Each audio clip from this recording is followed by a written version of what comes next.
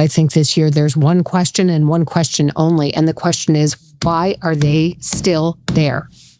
We have actually an obligation this year to really beat ourselves up at the Seder, because the whole point of Passover is it is supposed to be a commemoration of leaving the worst form of bondage and slavery that we ever experienced. And how can we do that this year when we know there are 59 people who are still there, 24 of whom are alive and in the worst, most horrific bondage that we can picture? How?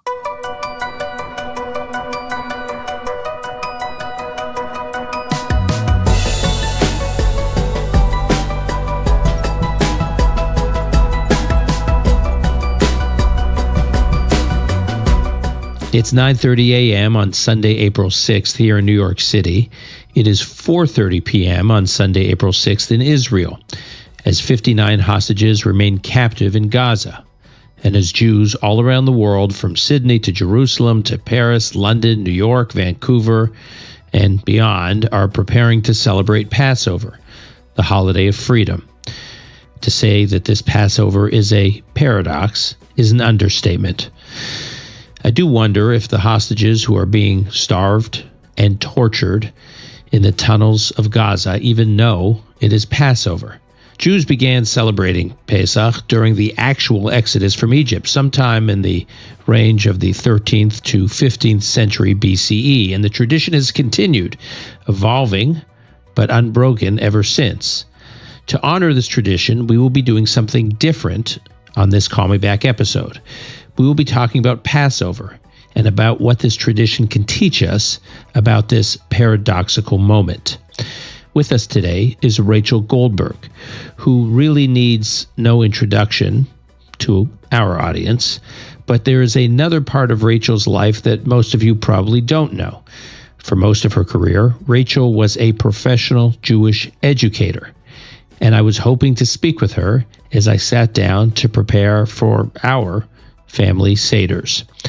Before our conversation with Rachel, two quick housekeeping notes. First, we have heard from a number of you that the State of World Jewry address that I'll be delivering on Tuesday, May 13th at the 92nd Street Y was sold out, and you were looking for ways to get tickets. A number of you reached out trying to get tickets, and the team at the 92nd Street Y asked us to update on this podcast that the event has been moved now into a larger venue at the 92nd Street Y. So it is now possible to register, again, if you haven't already. So if you haven't registered, we'll post a link in the show notes. And second housekeeping note, just a quick thank you to our friend and regular on this podcast, Mati Friedman, who lent Rachel Goldberg his podcast recording gear in Jerusalem today. It was an important last-minute logistical hurdle he cleared for us, so thank you, Mati. Now on to Rachel Goldberg on the Paradox of Passover 2025. This is Call Me Back. And I am pleased to welcome back to this podcast what do I do here, Rachel? My longtime friend. Best friend who's been with you through thick and thin since we were in third grade together. So Rachel is mocking me here because, as many of you may recall, I used to, but no longer do, I used to try to characterize the friendship I had with many of my guests.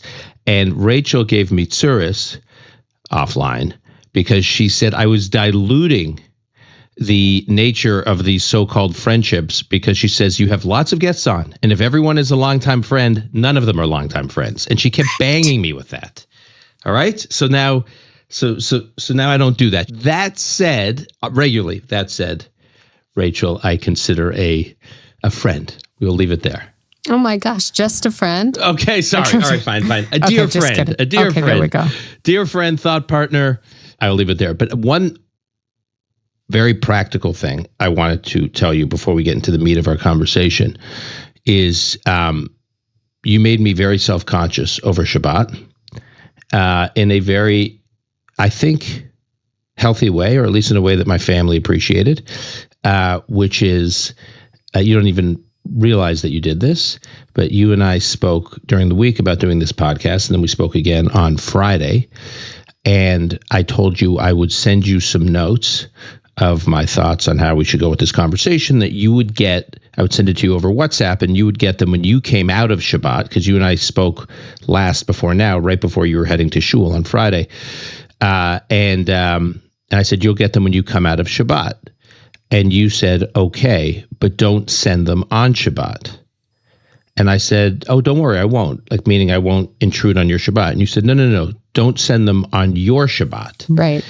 And that instantly had two effects. One, out of respect for you not wanting to disrupt my Shabbat or impose on my Shabbat. Right. I panicked late Friday afternoon telling Alon that we had to get all our work done for this episode before our Shabbat, which you know, we've never had that kind of panic like that at 6:00 on Friday. And two, it gave me a flashback to when we last recorded an episode, not the last time I saw you guys, but last time I recorded an episode, which was a year ago. And this you may not remember, which is I was in Tel Aviv. You were somewhere, you know, somewhere near Haifa or something, about an hour and a half away from Tel Aviv. And I was recording an episode with you at the end of Shabbat.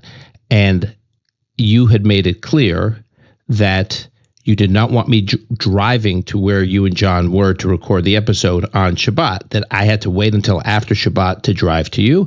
And I'm sitting there doing the math thinking there's no way this is going to work because I have to fly. I was flying out that night back to New York. So if I have to wait till the end of Shabbat, then drive an hour and a half, then do the episode, there's no way I will make my flight. And you had been insistent that you would not have me drive to you on Shabbat. So this is like all here, and so here we are again. And Alon started texting me over Shabbat, and I said I'm going to be offline for Shabbat because Rachel's religiously coercive. Yes, and he said totally. I said totally because I didn't want you to not enjoy Shabbat because you were trying to do something for me. It wasn't trying to impose Shabbat on you and say, here's how you have to observe. But it was that, you know, if you're going to be with your family or doing something on your own, I don't want you breaking that in order to do something for me. But you probably had a very nice Shabbat because of it. Well, that's just it. What I was going to tell you is we do observe Shabbat, not as strictly as you do, I think, or my sister does, or my mother does, but we do observe Shabbat. But I do, full disclosure here, I do violate it from time to time. I will glance at my phone, you know, to see if any messages have come through, and I will, and it's something I'm working on. There is no judgment here, but I like that this is feeling a lot more like confession that I thought that this was going to be. And your comment to me made me more, you know, made me more alert, more aware about it. I will send you, by the way, there's this rabbi from Teaneck, New Jersey named Elliot Schreier in Teaneck, Orthodox rabbi. And he did a podcast. I'm not exaggerating here when I say this. He did a podcast episode called, he has a podcast, this rabbi, Listening to Call Me Back on Motzei Shabbos. So he says, so the whole topic was, is it okay to listen to the podcast? Because from time to time, as you know, we do emergency episodes if there's big news in Israel. And we've made the decision, while we generally don't do record episodes on Shabbat, we will if there's an emergency out of news. And he held a discussion on whether or not his congregants or those who listen to him, should they feel okay about listening to an episode that they know is recorded on Shabbat, even if they're listening to it after Shabbat? So, you know, there's a lot. I'll post that podcast on the show notes too. Rachel, so we're going to talk about Pesach and the Seder, and I am going to pull back here a lot and be more student than and let you be teacher. You have been a teacher for much of your career. If we can pull this off, I really would like that to be the dynamic here. So I'm going to just ask you a few questions, and we'll kind of see where they go, to get you into teach mode. So the most basic one, we have a lot of listeners who are deeply engaged with Pesach, and I think we also have a lot of listeners, Jewish listeners, who are passively engaged intellectually with Pesach, and then we have non-Jewish listeners who are probably curious about Pesach but have no idea what it's really all about. So can you just talk about, let's start with the Haggadah. What is the Haggadah, which is the key book text that guides us through the Seder? What is it?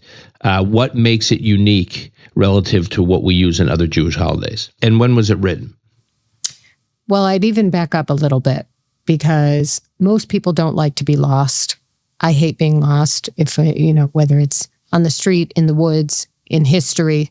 So I think even before talking about what is the Haggadah, to just talk about where do we get this idea that we have this holiday of Passover, and where do we get this idea that we have this event on the first night and first 2 nights outside of Israel, this event called a seder.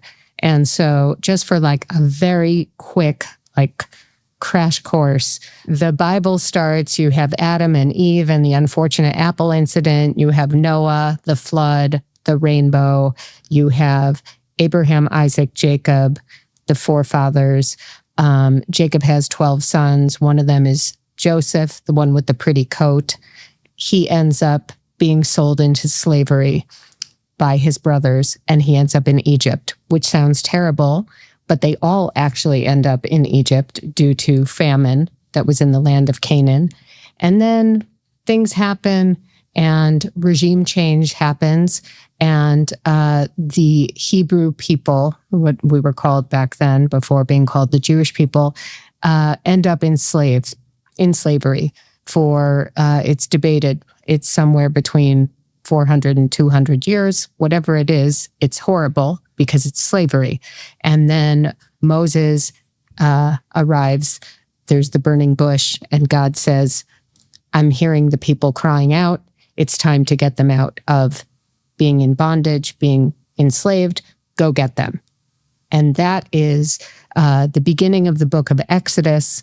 We had, the book of Genesis, then we have the beginning of the book of Exodus, and we start with this story of the Exodus of the people who become the Jewish people leaving Egypt. And at the end of the Exodus story, we have this commandment. It's in chapter 13 of the book of Exodus. And, we have different commandments, different mitzvot that we can do at various times of the year or at various times of the day, right? There's certain mitzvot that you could do every day. You could do honoring your parents every day. You could do giving charity, giving tzedakah every day. We have keeping the Sabbath, that you do once a week. Then we have some commandments that we have once a year opportunity. And the once a year opportunity on the same night that we were taken out of the land of Egypt, which on the Jewish calendar is the 15th of Nisan, we have a commandment on that night in chapter 13, verse 8, and it says, that is the night that you tell your children, it is because of what God did for me, setting me free from my bondage and my slavery and my pain. That is why we are commemorating tonight. And it is that night, the 15th of Nisan, since we left Egypt, that the Jewish people have had a commemoration every year on that night. And initially, how we did that, when we were in the land of Israel, when we first came into the land of Israel, when we had a temple, so we're talking about, 2,000 years ago, we used to bring offerings on the night of the 15th of Nisan. Now we no longer have the temple. The only part of the temple that is intact is the outer western wall, which we call the Western Wall, or sometimes we call it the Wailing Wall, because people go there to pray and get very emotional, and there's a lot of crying that's done at the Western Wall. And in place of these offerings that we used to bring, the rabbis of the Mishnaic times instituted that we would have an evening where we would come together and we would have an order of things that we would discuss, and we would have certain foods that we would use that were symbolic, and that would be called a seder, because the word seder means order. And the book, the how do you do a seder book, is called the Haggadah, which the shoresh, the root of the word Haggadah, is lehagid, to tell. So that book is the how we tell our story book. And that is how we've started this process of having these, we call them dinners, but really only one part of the Seder is the meal. Which is very frustrating to many Jews because they have no idea what they're getting into. They think, I'm going to dinner. And then, right. You're sitting there for 2 hours before anything even happens. No, you get a little bit of parsley. Right. Have a little snack celery, before you go. But what's intriguing to me about the Haggadah is that, there are parts that people are familiar with. The 4 questions are something that people seem to learn, even if they're not very knowledgeable. I didn't grow up in a religious home. So for me, we would go to my grandparents. We would say the 4 questions. My grandma always had pink lemonade. My grandpa would hide for each of the grandchildren, he would hide a piece of matzah as the afikomen, which is part of the Seder. And that was it. That was our Seder. We were very bare bones. But what I like is that the 4 questions are really sample questions. It's the whole point of the Seder is it's supposed to be this dynamic, interactive question and answer, not frontal teaching, not lecture, not what I'm doing now. This is like, I'm fired. Like, this would be terrible. Like, you don't just have somebody talking. It should be this interactive, vivacious discussion, debate. Absolutely. Right. And so everybody has a voice. So there are sample questions, and then there are sample personality types that you address. So we call them the 4 sons, because the Haggadah was written at a time where there was not asking about the 4 daughters, but it's really 4 people. It's 4 personality types. It's saying there are people, even today, as any educator or as any friend, when you're getting, we all have friends who are more inquisitive, who are more curious. We have friends who are the devil's advocate. We have the friends who are, more reserved and, give space for you to talk. And then there's friends who really, we like them, but sometimes we have to say to them, how do you feel? What is happening?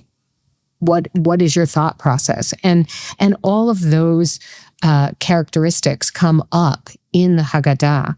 On the 4 questions, the tradition is, I don't know if it's more than just if it's anything beyond just a tradition or it's actually required, but the tradition is that the youngest person at the Seder table leads the 4 questions. And growing up, and I know that's the same today with my kids when they were growing up, and I just see this everywhere. There's this pressure on the youngest child. It's like, and the kids who are older than the youngest child are like, they think they like lucked out because they're not the youngest one. There's all this tension around the youngest child having to quote unquote perform and sing what is ultimately now singing Manish Tana Halayla Zeh, lead the 4 questions. So I don't know where that tradition comes from, but I do think this is the point that like everyone has a role, everyone has to be engaged. In fact, even the youngest person, that 6 or 7 or 8-year-old at the table, has a role and has to be in it. So much so that these 4 questions that you're setting right now, they have to take the lead on. Correct. And it's also, the whole point is that we're trying to do unusual things to pique the curiosity and interest of those children. Because if we have the obligation to tell our children on that night what happened to us, then the children have to be involved, engaged, curious, and wanting to know.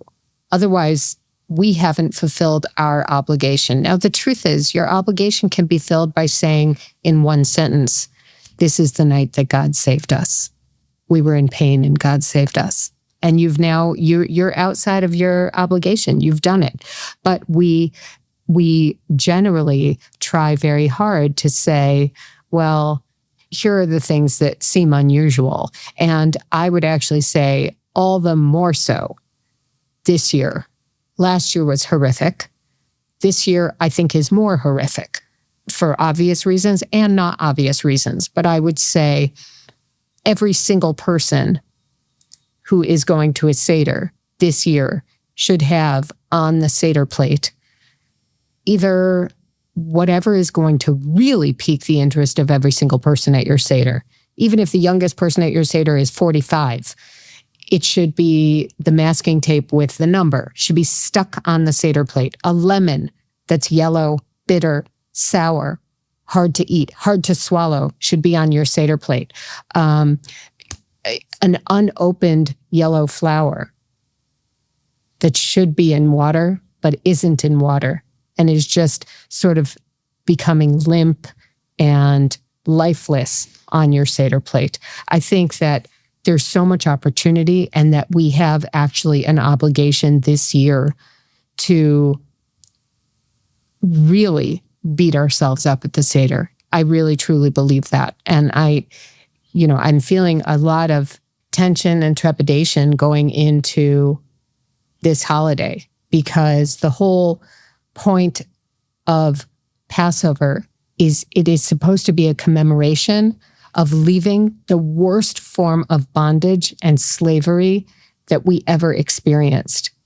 And how can we do that this year when we know there are 59 people who are still there, 24 of whom are alive and in the worst, most horrific bondage that we can picture? How do we have this commemoration when these boys, these men are there? You're saying integrate this moment in the Seder moment. I think it absolutely has to be integrated. I actually would even go so far as I don't even know that we need 4 questions. I think this year there's one question and one question only. And the question is, why are they still there? I want to come back to you just because I just think it's important for our listeners and viewers to just understand how you come at all of this, which includes something that I did not know, what you just said a moment ago, which is that you did not grow up religious. No. So I know you as someone who is very Jewishly literate, and you've been a professional Jewish educator. So just how did you become that? Given that you weren't raised with that. Yeah. Right. I took a wrong turn. Funny thing happened on the way to the theater. I grew up in a very Jewish and Zionistic household, in that our Judaism was our identity was defined by feeling connected to Israel. But we were not an observant family.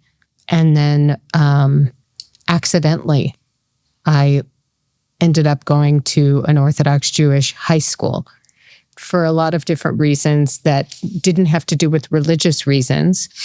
My parents just were very worried about what was happening in the schools that they had thought I was going to go to. I grew up in downtown Chicago, and I ended up in this wonderful Jewish Orthodox high school. But in order to prepare me for that experience, for 8th grade, they sent me to an Orthodox day school in Skokie. And that was my, entrance to this incredible universe of observant Judaism.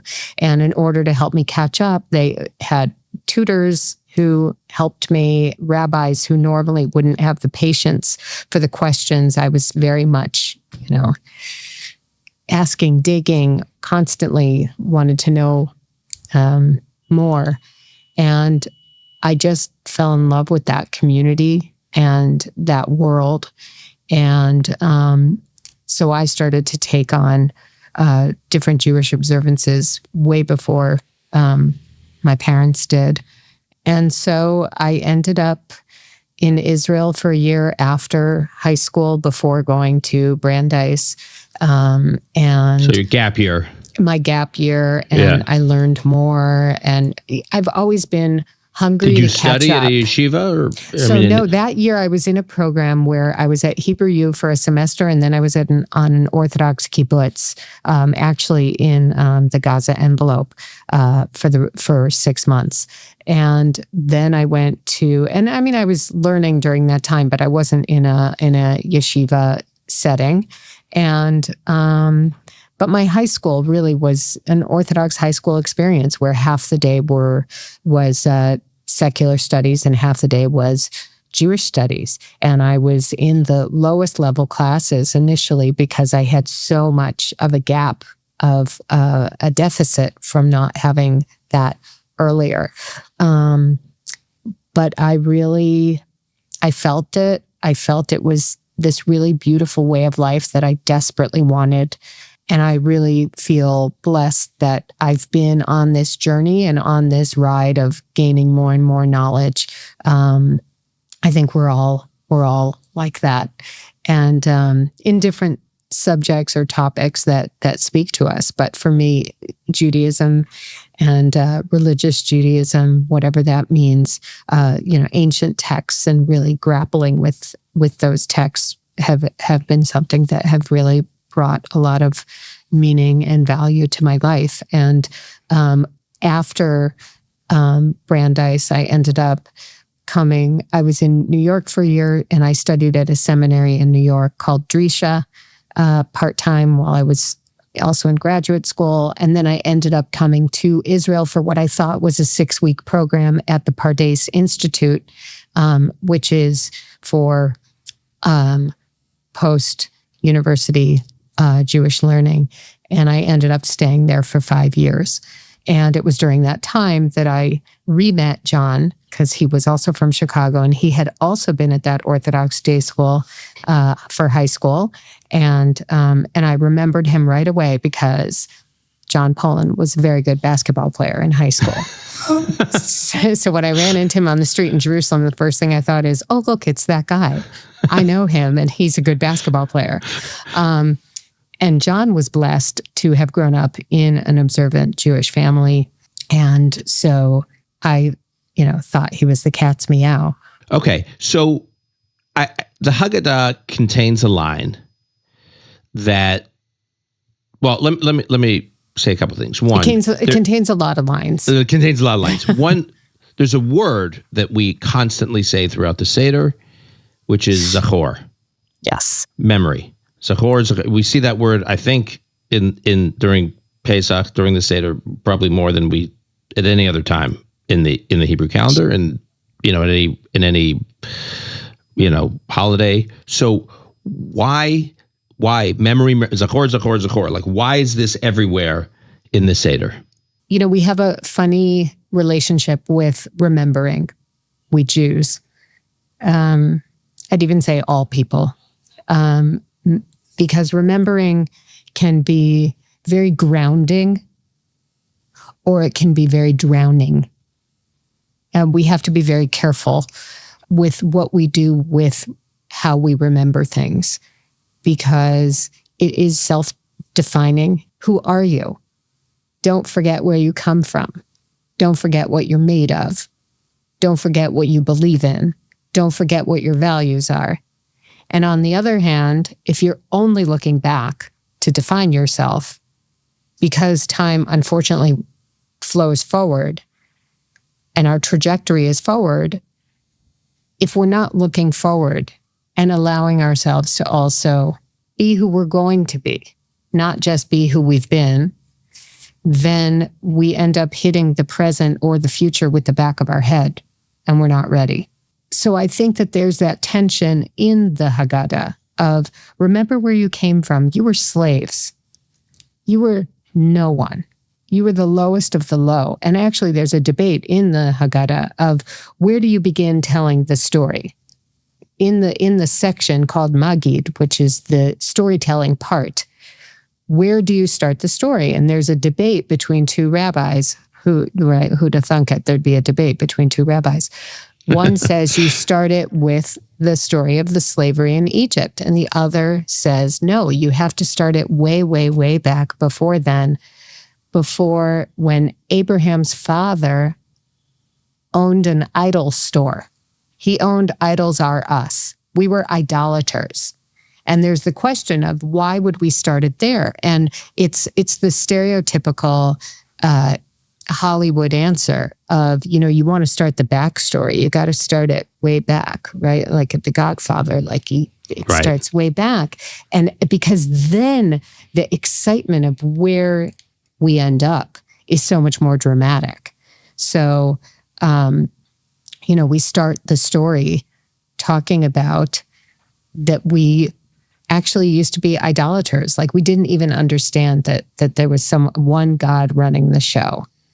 And we have to remember that we come from a place where we didn't always understand that there was godliness, that there was a rhyme to this reason.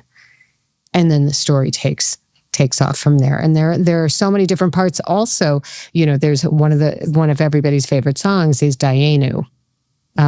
Now people Explain. Also Dayenu means it would have been enough for us. Dayenu, Right. It would have been enough for us. And it's 14, I think it's 14 verses of explaining what steps were taken in order to be redeemed. And along the way, we keep saying, if God had only done this, it would have been enough. If God had only done... Now, the truth is, I don't know that we mean that. We don't mean if you had just brought us to the tip of the Red Sea, but you hadn't opened it up, it would have been enough. I actually think that would have been a big bummer. But what we're trying to say, I think the whole point of the Haggadah is actually, it's this gratitude training workshop. And sometimes in life, we have to be able to stop, even when we haven't won the whole lottery. And we have to be able to say, I am blessed. I am blessed right here. And that, I think, is the message of Dayenu, is we have to be able to stop and acknowledge that maybe we don't have it all, but what we have is a blessing. There's a line in the Haggadah that feels especially haunting today, which is, and I quote, "In every generation they rise up against us to destroy us." That feels like when you look at the sweep of Jewish history, it's obviously easy to internalize that narrative, but at least before October 7th, we all looked at that and said, more or less, I mean, there are incidents, obviously, before October 7th in the last couple decades, but it didn't feel like, quote unquote, they were rising up against us. And this feels like more than just a narrative that we internalize and recite. It's you could say it was a prophetic warning. You could say it's a self-fulfilling narrative or self-fulfilling prophecy. I mean, how do you think about that line? It's interesting because I think there's so many lines that we were constantly, as parents or educators or peers, trying to imagine and create meaning and mash meaning into it. And now, given what's happened since October 7th, there's no room for imagination. In fact, I'd like a lobotomy. I literally said, I'm in therapy now because since Hersh was killed, it's like now there's actually time, because during the 330 days that he was stolen, there was no time to do any sort of self-care. So now there's still no time, but we're doing some self-care. And I said to my therapist, can you give me amnesia? He said, everybody wants it. He said, that's what everybody wants. Everyone who's been through trauma wants amnesia. And, and that's what's so painful about this line is we would have to kind of convince people at the Seder 5 years ago, 10 years ago. We tried to make it into metaphors. It's not that people are coming after us. It's like, is it a vice? Is it the internet? Is it social media? Trust me. It's so right? Funny you're saying this because it almost, I mean, in retrospect, it seems so pathetic. And I hadn't thought of it until you just said that. But a number of my Seders before October 7th, we try to get our kids to talk about pressures they feel.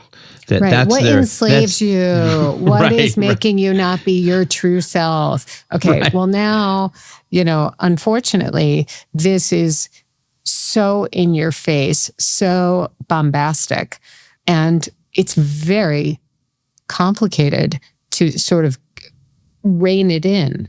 I mean, on its most basic surface level, it certainly seems that some sort of force really did their job of rising up against us on October 7th. What I would say is that if someone decides to take that at its face value, then I actually think our answer is that's their job. Our job is to save ourselves. There's another line in the Haggadah I want to ask you about, which is and I'll quote here, if the Holy One, blessed be He, hadn't brought our fathers out of Egypt, then we and our children would still be enslaved to Pharaoh in Egypt. So there's a lot going on there, but it does feel to some degree like it's asking us to have a practical here and now attitude to how we see the enslavement. And you said something in a podcast, in the 1840 podcast. You said you have to pray like it all depends on God, and you have to work like it all depends on you. What did you mean by that? Well, I learned that from Johnny Moore, Reverend Johnny Moore.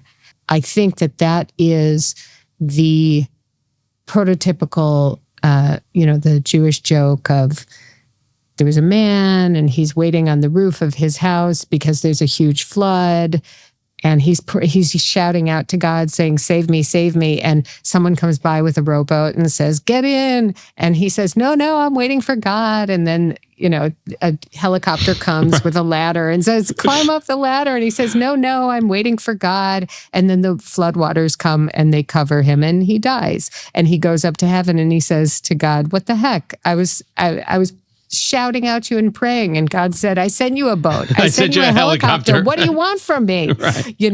And that is, so when Johnny Moore said that to me, that is what came to mind, is that we have to do both.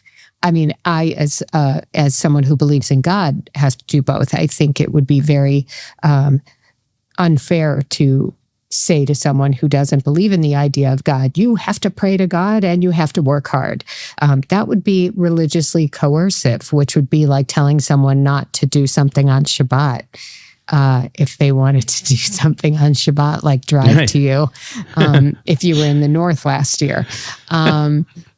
But I really do feel that. I feel that, every morning when I'm praying and I'm crying and I'm praying, I didn't know. I thought at a certain point I'd run out of tears, and it's unbelievable. And even I went to the dermatologist last week. I said, "What is this?" He said, "You have got to stop crying. Like it's like you're like destroying your body." But I can't help it. I can't help it because my children are there. Your children are there. My husband is there. Your spouse is there. Our parents are there. I can't stop crying, and I can't stop working, because I think that we have to do both. And so I think that that's what that line is really talking about. We have to be, shouting up and shouting forward and not stopping. You talked earlier about the four sons. Can you just quickly tick through the four sons? And by the way, just for our listeners, these are the four sons that are described as coming to the Seder, in the Haggadah. So they're described, and they represent four different categories. There's one that's the wise one, the one that wants to engage and really, really learn and is curious. They call the second one the wicked one. I actually think he's just the devil's advocate, or the one who actually is very smart but may feel a little disenfranchised. We all had that boy in our class, or that girl in our class, who was just a little bit too smart. And then there's the simple one who might ask like a very, very basic question. And then there's the one that's just not asking. And it might be that we say they don't know how to ask. It might be that they're shy. They know how to ask. They're not comfortable. They may be at a table with people they've never met before, and they're just not comfortable. And again, these don't have to be children. They're just personality types. They're different types of people and different types of learners. So the one who does not know how to ask is the one I've been thinking about, because there are a lot of young Jews today around the world, especially in the diaspora, uncertain of how to engage with their Judaism and their Jewish identity, because it hasn't been the catastrophe that you and the Israelis people have suffered for Jews in the diaspora. But let's just say it's been highly unnerving if you're a Jew living around the world. I interact with a lot of young Jews. I know you interact with a lot of young Jews. I think there are a lot of those Jews don't know how to ask. They don't know if Judaism is worth the burden, is worth the hassle. So I'm putting all of them in that category, in the one who doesn't know how to ask, because I think people do look to you because you have provided a lot of wisdom, but Jewish wisdom in the face of trauma and human catastrophe that you are personally experiencing. And that not only have you hung on to your Judaism, but it's part of what's navigating you to some degree, I think. I don't want to put words in your mouth. I'm just actually asking. So what do you say to the Jew who doesn't know how to ask? Well, first of all, I think I would say, I get it. Sometimes when there is huge tragedy, huge inexplicable pain and suffering, sometimes there's just silence. And we even see that, actually, there's precedent for that. Aaron, who was Moses' brother in the Bible, his older brother, something happens and both of his sons are killed in 1 second. He had 2 sons and they're gone.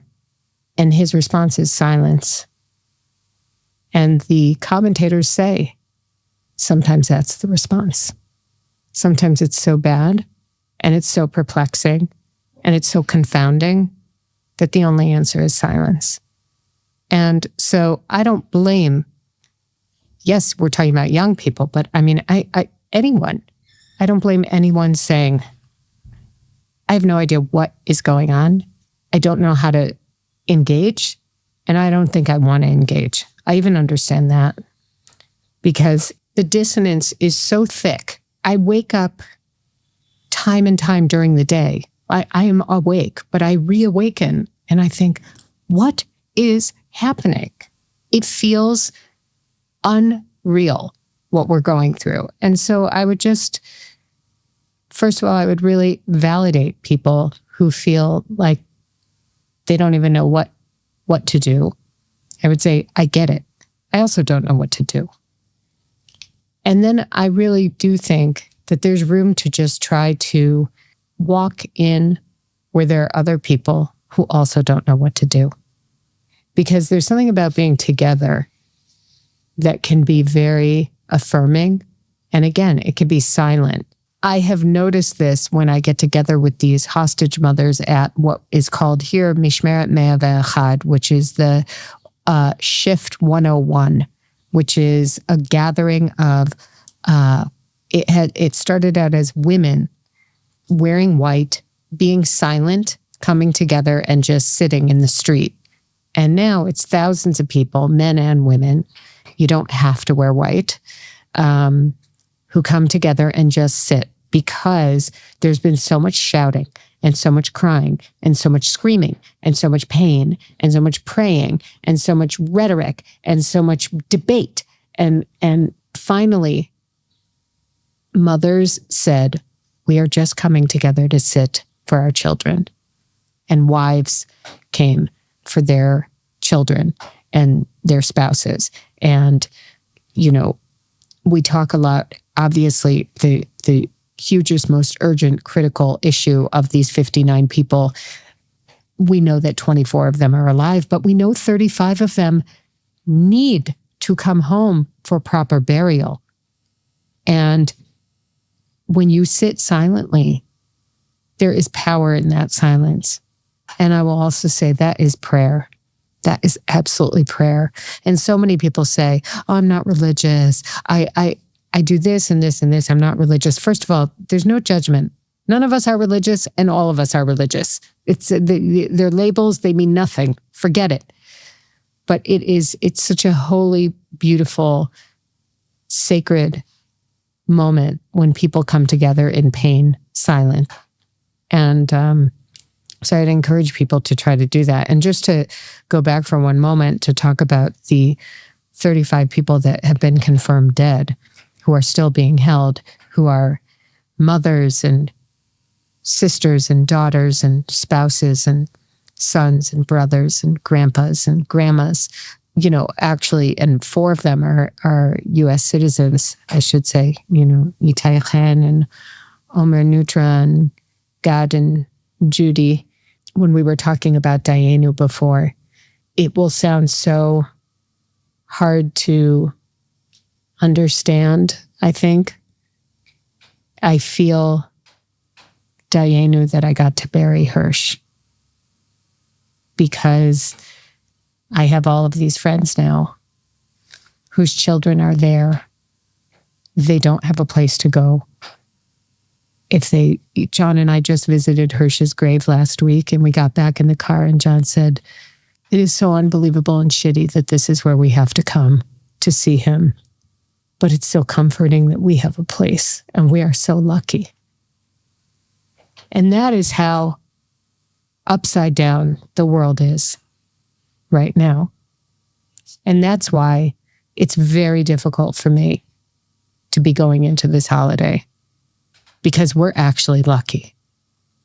When I speak to American officials, they're often struck who spend time with hostage families. I've heard this repeatedly. They're struck by American government officials that by the lengths some families want to go to get their loved ones back to Israel, even if they're dead. And we mentioned Itai Chen, Ruby Chen has said, he said to me, I think he said this publicly, so I'm comfortable quoting him, but he has said something to me along the lines of, I don't know what I'll do if I'm just told to learn to live with the fact that someday in a rebuilt Gaza, my son's body is buried underneath some skyscraper. And so I've used that line when I've spoken to U.S. officials in this administration about why, yes, it's traumatic and awful, and every awful word you can come up with to talk about losing someone as a result of October 7th, but it still matters to get them home. Well, I'll tell you 2 things on that point. The first thing is that in Judaism, according to our tradition, we feel very strongly that the body is the vessel that holds our neshama, that holds our soul. The soul is what is holy and sacred and beautiful and lives eternally, but it is encased in this body while we're in this world. And when the soul leaves the body, when the neshama leaves the body, it's almost like there are these holy vapors that are left in this casing, in this suitcase that's been holding this beautiful God-kissed gift that we've had.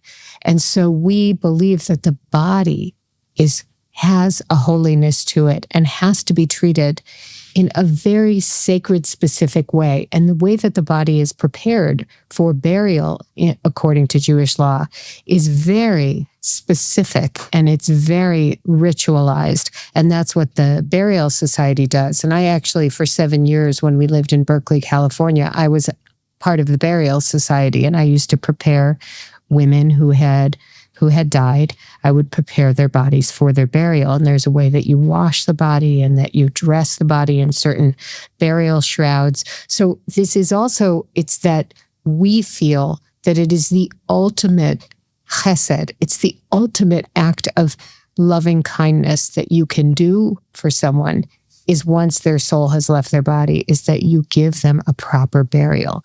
This is a tenet of our belief system. So it's not just this idea of, oh, I want my child's body back. This is ingrained in the DNA of who we are. That's number one.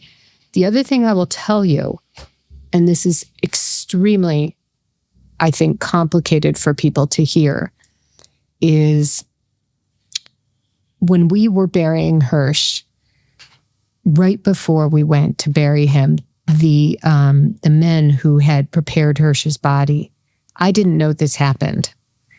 They came and they asked John if they could talk to him for a minute. So I was waiting in the car, and John went with these people, and I didn't know what he did.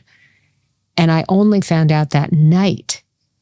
He said they took him into the van where they had Hersh, and they said, "We want you to look at his face and identify him." Now, they unwrapped his face because we have burial shrouds. So he was wrapped.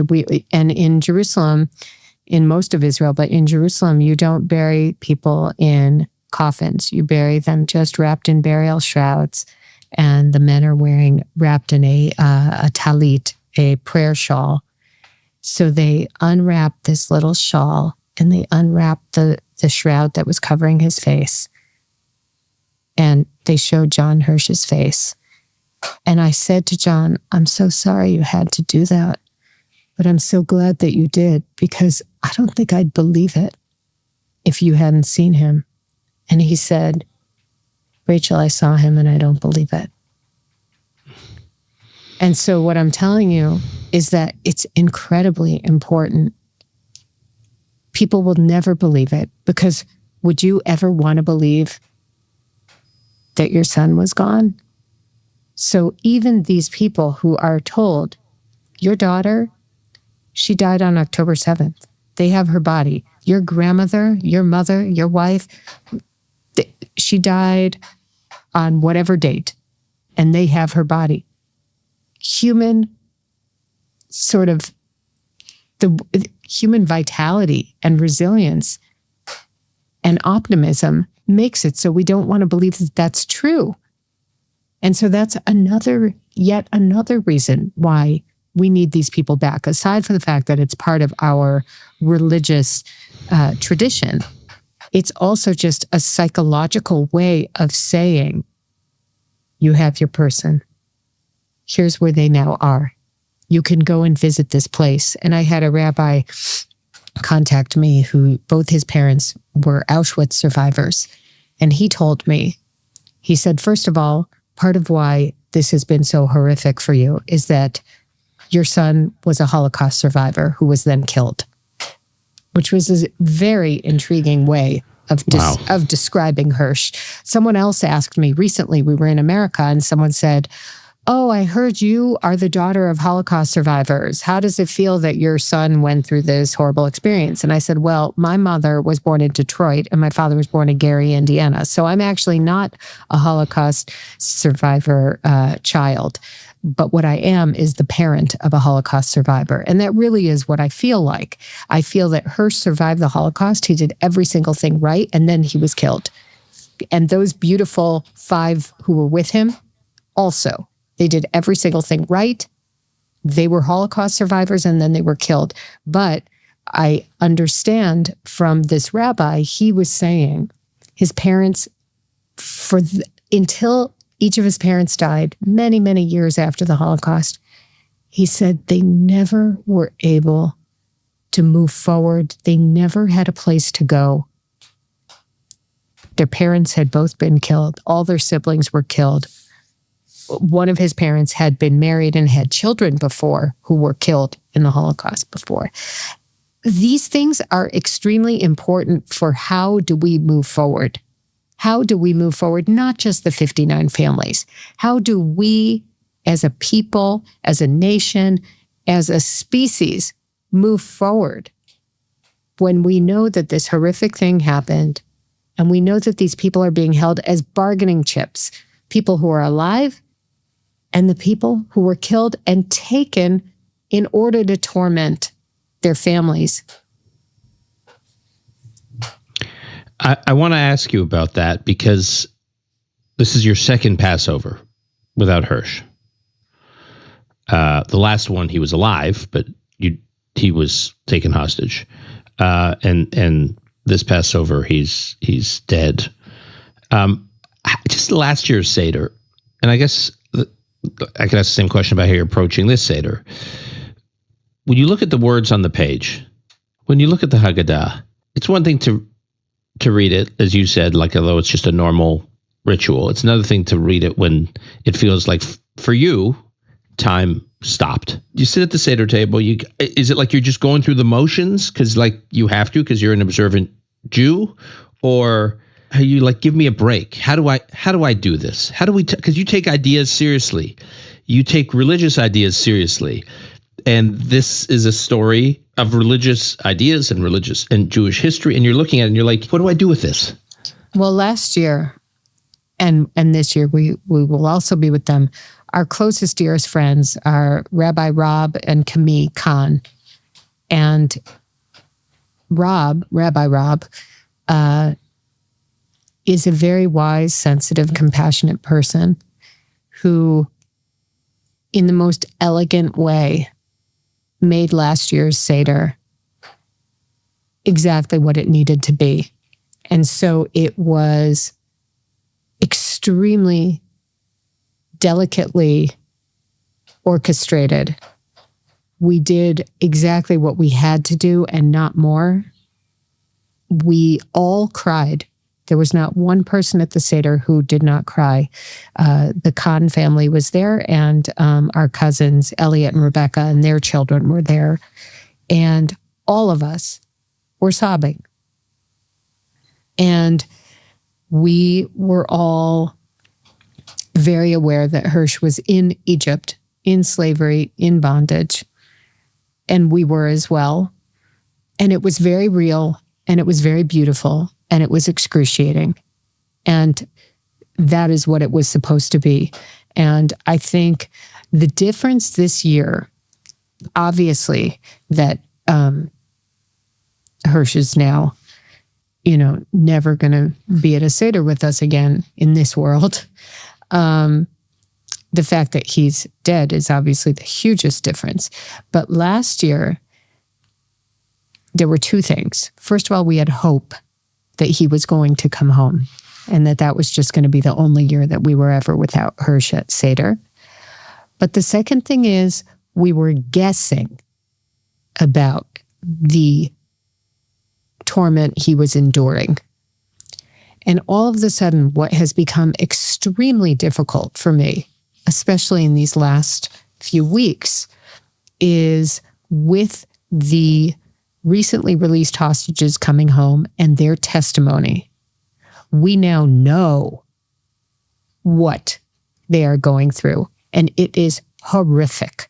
It is not digestible.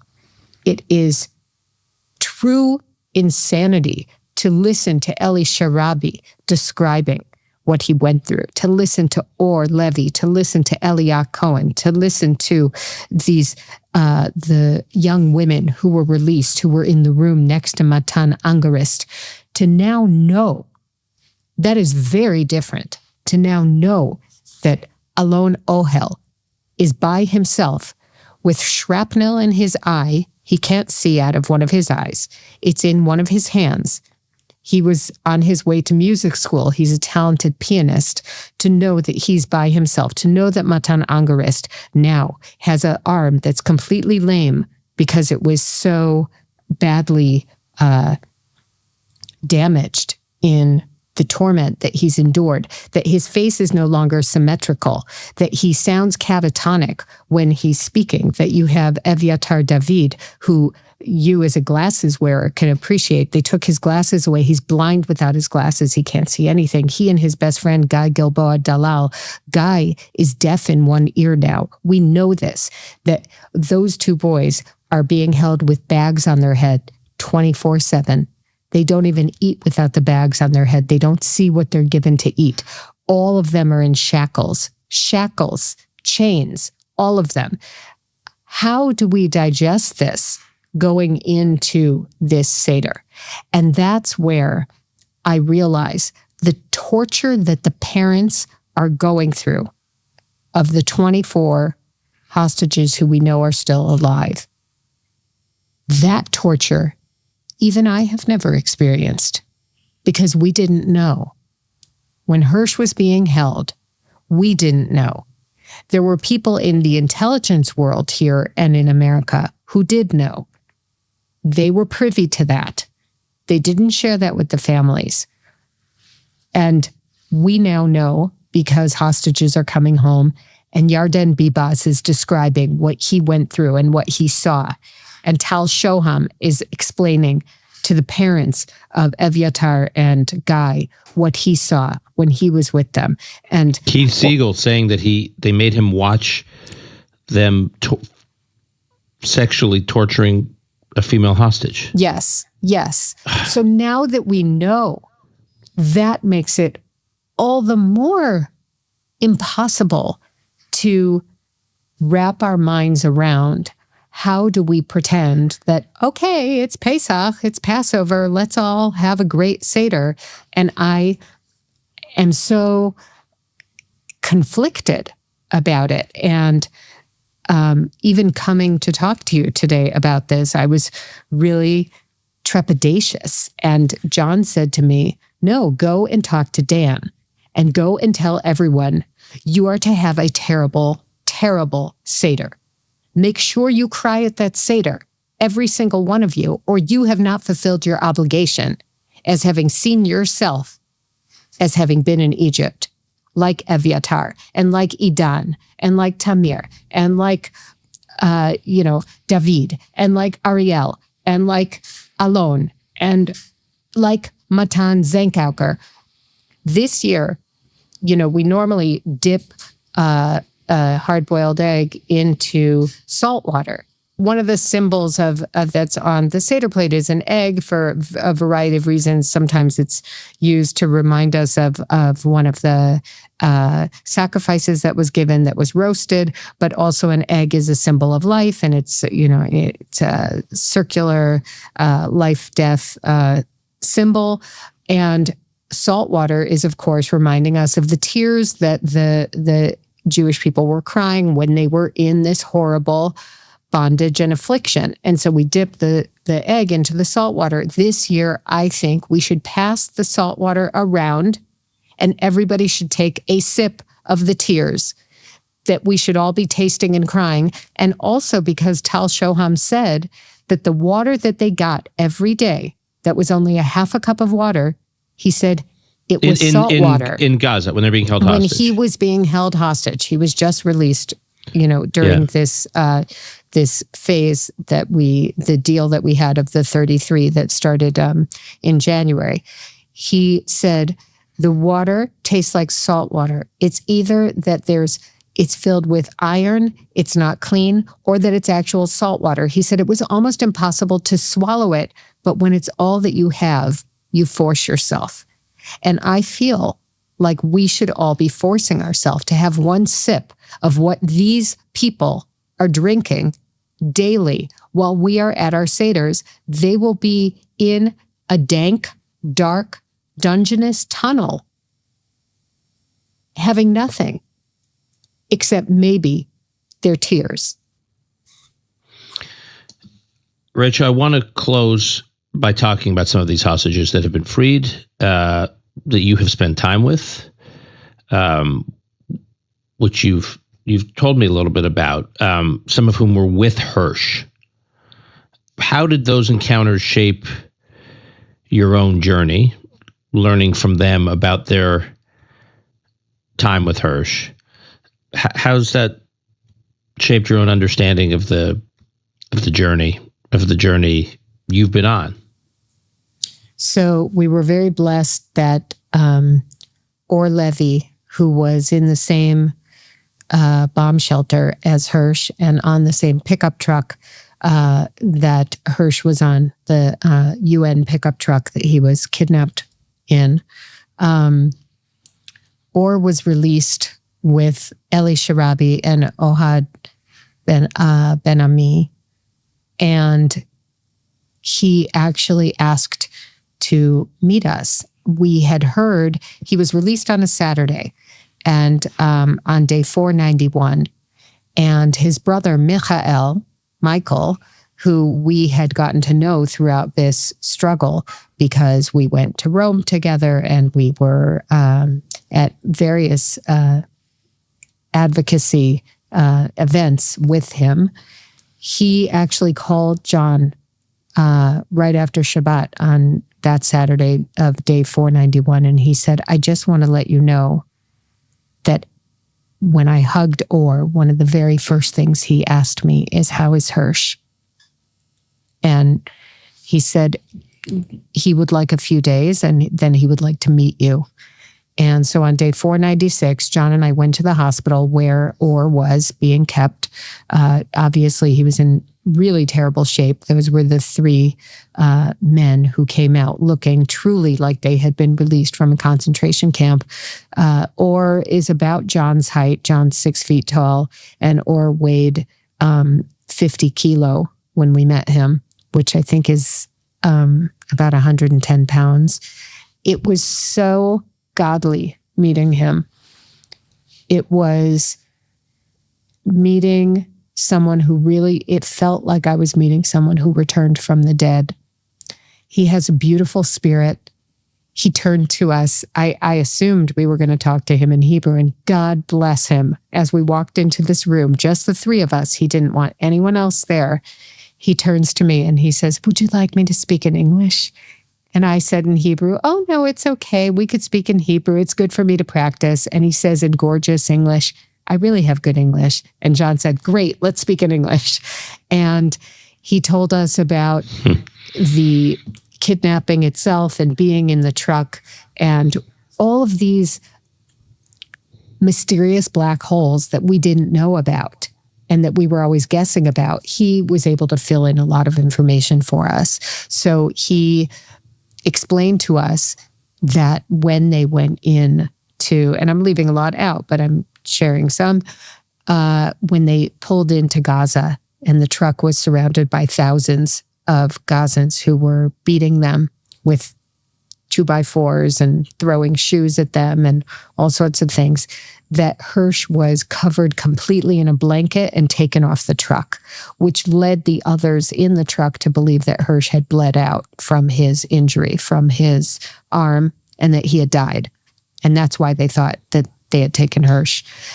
On day 52, Hersh ended up in the same tunnel as Or Levi, Elia Cohen, and Eli Sharabi. And Or and Hersh started to talk. They didn't recognize each other because there was so much pandemonium and chaos, and there was no time in the bomb shelter to say, oh, hi, my name's Rachel. I'm from Chicago. Where are you from? There was no chit chat. It was total pandemonium. 18 people were killed. Hersh's hand got blown off, which Or was the one who told us. His hand got blown off while he was holding a grenade trying to throw it out. We had never known that. We knew his forearm had been blown off, but we didn't know how. He said when they realized who each other was, they jumped up and they hugged each other, which also was really meaningful to me because when I hugged Or, I realized Or is the last living person who touched Hersh. And so when I touch Or, and I've seen him again since then, I feel the remnants of my Hersh. And he told us how Hersh had said this line from Viktor Frankl of, when you have a why, you will figure out a how. When you have a why, you will figure out a how. And so for Or, he said, like, you have a why, you have a son. You have to figure out how you're getting out of here because you've got a lot to live for. And Eli Sharabi subsequently told us that Hersh also said that line to him. And Eli Cohen said he said that line to that he was constantly saying it. And what's so intriguing for me is when Hersh left that tunnel 3 days later, those men continued saying that line every single day. And they would talk about with each other, what's our why? What's going to get us through? For the next 450 days. And he said, the last day I said it was Saturday morning when I woke up on day 491. And he said, when I'm strong enough, because this was day 496, he said, I'm getting it tattooed on my arm. And when I saw him last week, he saw me from across the room and he said like this, and he goes like this, and he shows me, and here in English, he has the verse, the sentence that Hersh was quoting from Viktor Frankl, and he had it tattooed on his arm in English, which is like a wink to Hersh. Right. So a lot has been filled in because I kept thinking maybe Hersh was broken. Like he had seen 18 people murdered in front of his eyes, including his beloved dear friend, Anna Shapira, in front of him, blown up. He had his own arm blown off. I thought maybe he broke. But what I found out from these men who were with him, he wasn't broken. He was giving them, encouragement with this line, but not just that, but he said, or told us, Hersh was laughing. Hersh was joking. And a lot of other information, and the other thing he told us, which gave us great comfort, is he said, Ori Danino was with Hersh from day one. Ori Danino is the one who made sure that Hersh was okay, because Hersh was not treated as we thought on the first day. Hersh was bleeding to death. And on the third day, when he was basically almost dead, Ori Danino got him. He was screaming at the captors saying, he's going to die and he's worth so much more alive. He's American. You got to get him treated. And he ended up getting treated in a hospital, a real surgery. And he was with Ori from day one until day 328 when he was killed, with Ori next to him on his left. And Or told us the whole time that they were together for those days in that tunnel, when they overlapped in the same tunnel, he said he and Ori were like brothers. He said they were together next to each other the entire time. That gives me tremendous comfort, because when Hersh was found on day 330, he was found, on Eden Yerushalmi. They were face to face. Mm-hmm. And on his left was Ori Danino. And in a world that's broken, that's comfort.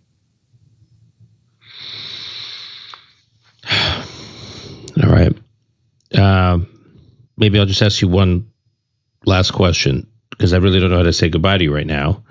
Because normally every other Jew I speak to these days, I say Hag Pesach Sameach, Hag Sameach, wishing people literally Sameach, happy holiday. What are people saying to you these days in the lead up to Pesach? What do you say? What should I say to you now? Right, exactly. Well, tell me how to talk to you right now. How about we should all have a meaningful Pesach. We should all have a Pesach that, that each of the holidays has a nickname. And Pesach is called Chag HaCherut, which means the holiday of freedom. There is still time, Dan. There is still time. In Chassidut, in the Hasidic tradition, there's this saying that you wish people to have things kehereth ayin, in the blink of an eye. And we've seen it happen. We've seen in these last 548 days, things do happen in the blink of an eye. And this can change. We don't know what's going to happen in these next few days. There can be a decision that, you know what? We're getting these 59 people back. And it will happen. When there is a will to make it happen, it will happen. And so I pray for all of us a true holiday of freedom, a true holiday of meaning, and a true time of figuring out what is our why. What is our why? And then we will figure out the how. Clarifying. Thank you, Rachel. Thanks, Dan.